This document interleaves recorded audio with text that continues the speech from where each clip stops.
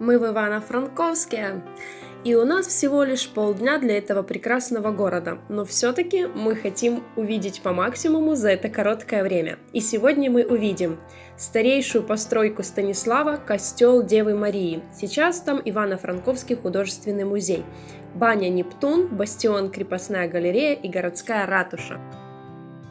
Церковь возводилась Анджеем Потоцким, основателем этого города. Гетман распорядился возвести Римо-католическую церковь и оборонительные стены.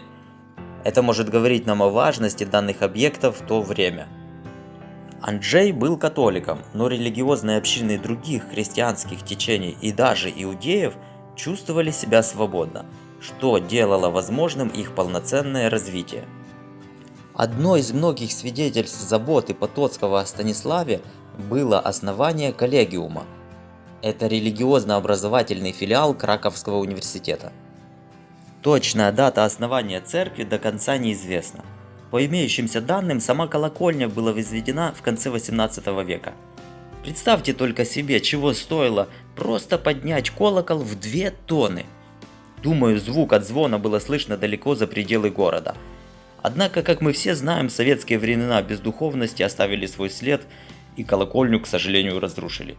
Намного позже, в 2000 году, ее удалось восстановить. В ней также была усыпальница Потоцких.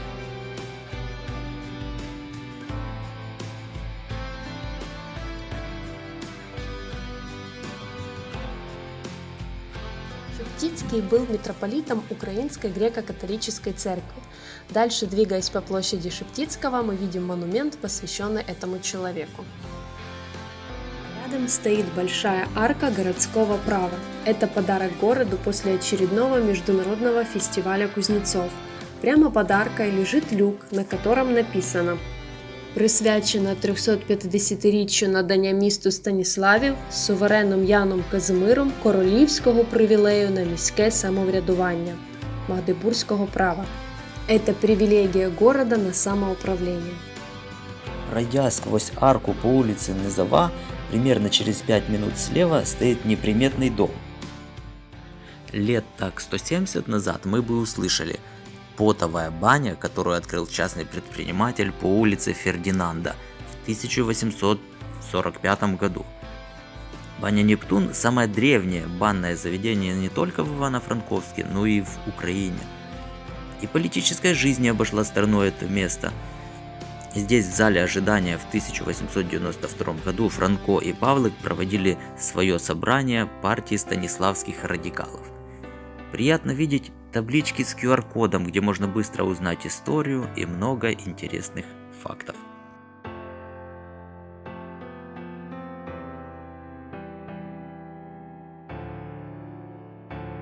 В Ивано-Франковске часто проходят международные фестивали кузнечного искусства. На него приезжают лучшие кузнецы из 20 стран мира. Вы только посмотрите на эту удивительную работу.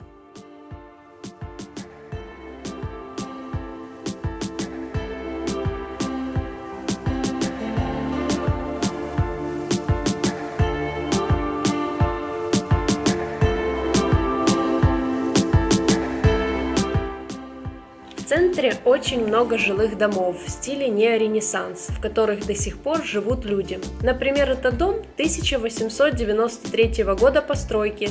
Он является памятником истории местного значения. В нем жил ученый Иван Яхно, посещал Иван Франко, а также украинский филолог Иван Верхрадский. Перемещаемся к бастиону. Это большая площадь, всего один из 6 бастионов. При строительстве Станислава он задумывался как город-крепость, со всех сторон окруженный защитными стенами. Сама крепость представляла собой правильный шестиугольник, на краях которых разместились бастионы. Это внешнее пятиугольное укрепление. Также использовались самые новые знания в области инженерии и фортификации.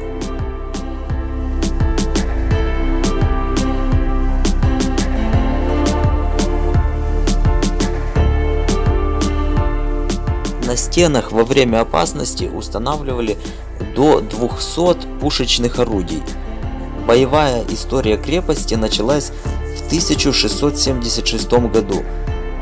когда она выдержала осаду многотысячной турецкой армии под руководством Ибрагима Паши.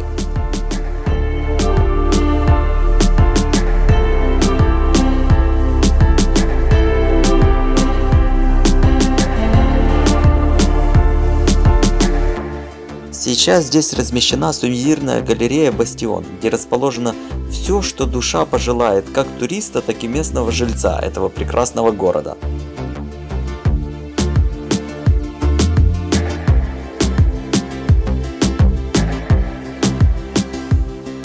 Если, гуляя, вдруг ты забыл, где находишься, то, видя сочетание современной жизни и кузнечного искусства, сразу вспомнишь – это город Ивано-Франковск.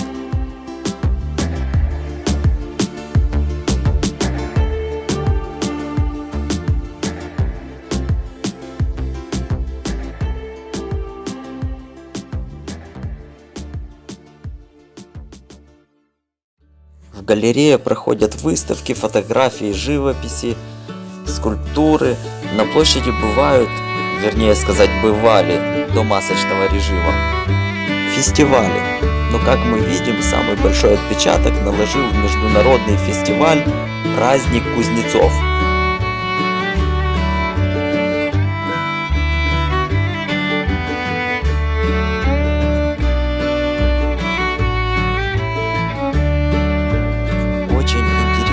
Красивый макет ратуши, нашей последней локации посещения на сегодня.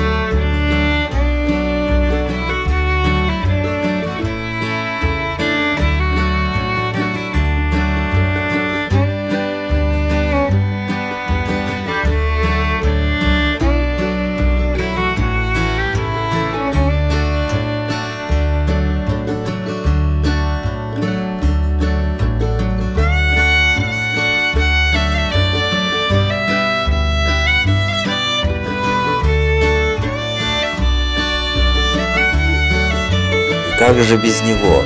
Красивый герб Станислава.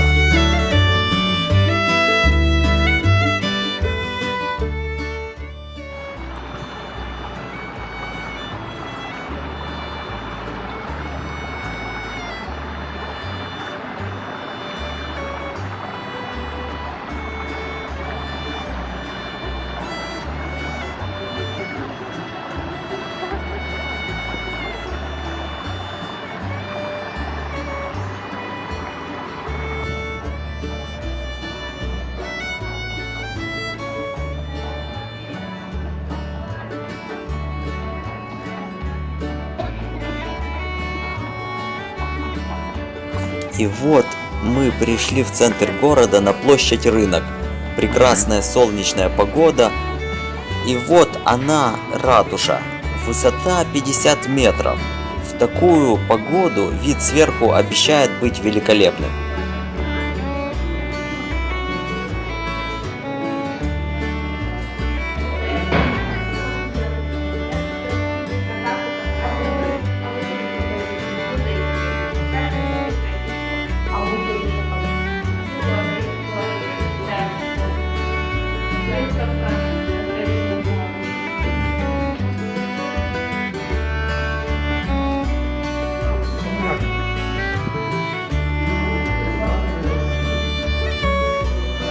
В ратуше находится краеведческий музей, который функционирует с 1939 года.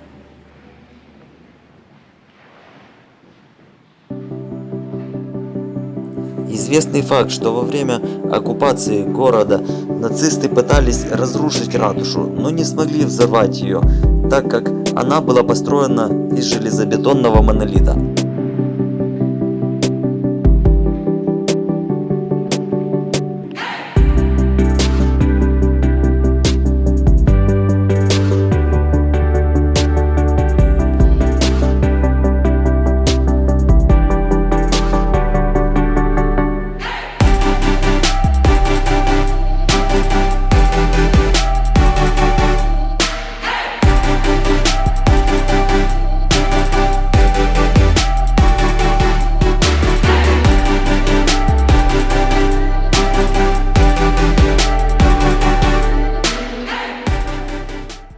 Даже за эти полдня Ивано-Франковск очень нас впечатлил. Уютный, домашний и очень красивый город. И, конечно же, очень хотелось бы вернуться сюда еще и более детально его изучить. До новых встреч! А нам пора ехать дальше.